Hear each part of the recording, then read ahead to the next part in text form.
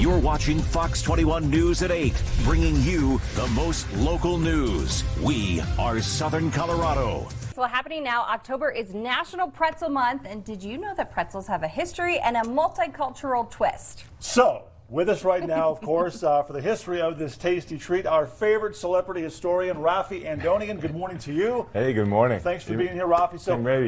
You're going to put your own twist now on this topic. I am going to put, and I even brought my great-grandmother's apron. Oh, There we go. Yeah. Very nice. So, how did pretzels first come about?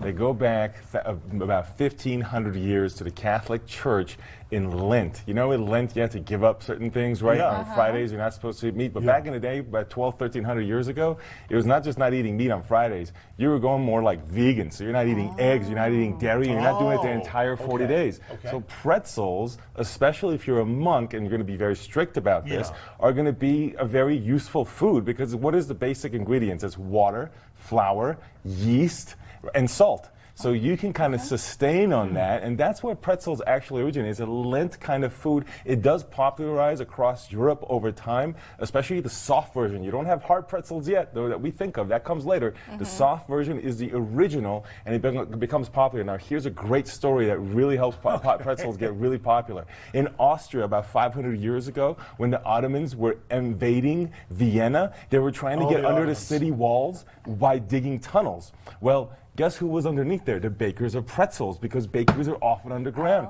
And they discovered that they were about to get invaded, and as a result of that, the Austrians were able to repel the Ottomans, and the Austrian emperor gave them a coat of arms specifically. There's a pretzel-making coat of arms in Austria because of that.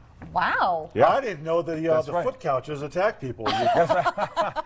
Now, speaking of the Ottomans, there's my family's version of it. My family comes from the later part of the Ottoman Empire. Okay. Now, so you were the attackers. That's right, that's right. Okay. But I want the coat of arms, so I kind of play both sides, right? Yeah. But we add the black caraway seeds, and we add maleb, which is also a seed, but it's crushed into a powder to be used as a spice. The finished product looks like this, so let's try to see how you make it real quick, because you can make this at home. Okay. This dough has been kneading for about a half hour, and then you create these little separate balls that you let them rest for about 10 minutes. I've already pre-prepped this, so let's grab one each, and we're going to start to shape them, and we're going to try to get there. So here's how we're going to do that. We're going to go like this. Okay. All right, so you're going to just kind of roll it. I even have a tray if you want to cheat a little bit. And you want it to be about 7 or 8 inches long.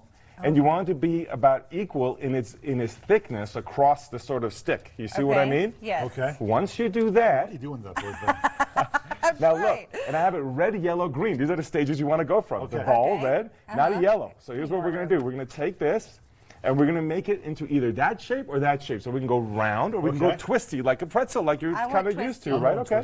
All right, then I'll go round, just to change it up. So that's good enough, yeah. Okay, so let's try to put them here in the yellow. Okay, here's mine, the round one. You're going for the twist. There you go. Mine's a little one. So we're on our way. That's right, he's a little guy. Now you take this. Oh, he has a funky shape, yeah. Now you would take this and put it in the oven at 375 for close to an hour, and you're going to eyeball it until it looks something like this, okay? It's going to change that texture. It's going to be hard pretzel. This is a hard pretzel. That's right. And you have the extra spices in this. And then after that, you're going to let it cool off for about another hour so that it can kind of settle. You know what I mean? That firmness can kind of, the flavors can make friends together. And here you have my family's version of a pretzel. We call it kahké. That's what it would be known as, this particular version of it. And you can actually find the recipe to do it yourself at noshingswithnicole.com. If you go there, you can do this at home. It's very simple. With the holiday season coming up, you want kind of a cool, potluck dish that people talk about that's different. Here's a twist on the pretzel. Good. That's pretty good.